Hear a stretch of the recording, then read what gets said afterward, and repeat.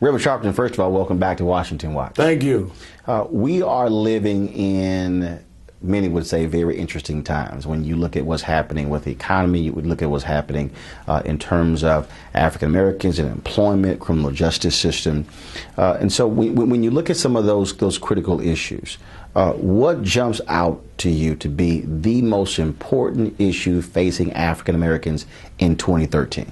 The fact that we still are the most economically neglected and the most economically impacted community in the country. We're doubly unemployed. We lead in foreclosures. We have the economic challenges more than anybody in the country.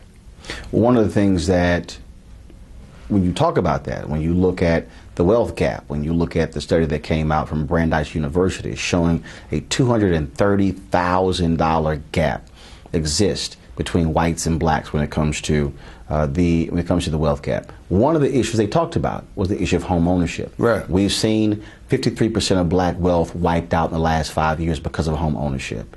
I've looked at multiple programs the Obama administration has put forth. Should there be in this country a moratorium on home foreclosures and more done to deal with that, because that's really where Americans have their wealth, in their home?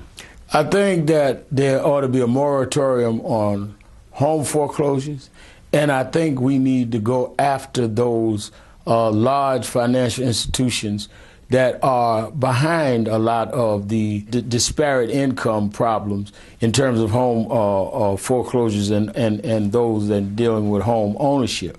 One of the things we want to come out of this conference with is targeting the private sector on that. See, what I think the neglect has been, the overwhelming majority of African Americans make their living in the public sector. Mm-hmm. The reason that we've seen unemployment go down, but black unemployment remain where it is because they're cutting in the public sector. States, agencies, federal agencies, they're not cutting in the private sector. The private sector is recovered, but we haven't addressed the private sector. What we need to do is go at the banks and go at others and say, hold it. We are going to do like we used to do, start targeting you with selective buying, or you're going to freeze these foreclosures.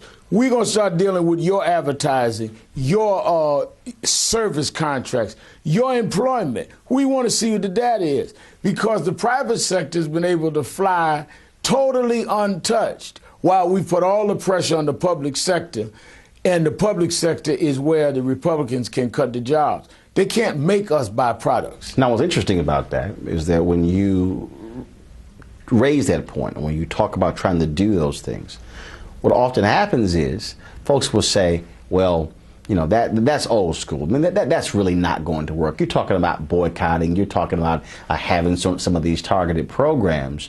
And so how do you get the people to understand that that's really how you affect change and get people to, frankly, fall in line? Because, you know, when we started in the late 90s, a lot of marching and mobilization, they say that's old school. Mm-hmm. Well, that's how we got the guys out of jail in Gina.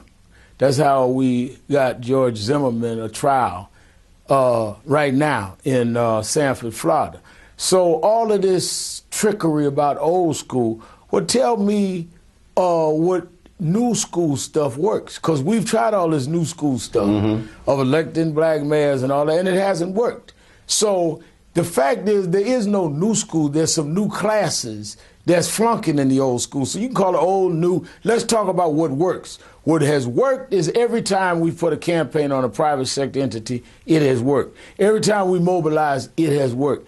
When you went through grassroots organizing, mobilizing, marching last year on Vote ID and all, that is what was the whole basis of Obama's being reelected.